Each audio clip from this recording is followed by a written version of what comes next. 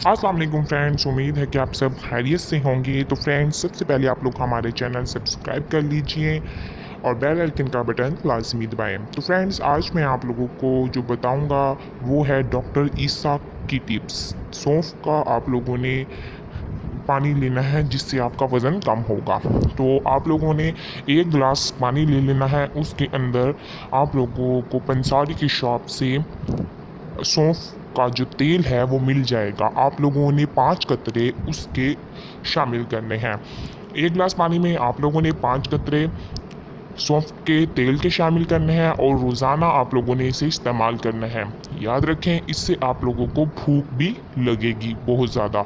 तो आप लोगों ने अपनी भूख पर कंट्रोल रखना है और इसको लाजमी इस्तेमाल कीजिए। 1 महीने में आपका बहुत ज़्यादा वज़न कम हो जाएगा, आप खुद देखेंगे। निहार मुँह आप लोगों ने इसे इस्तेमाल करना है।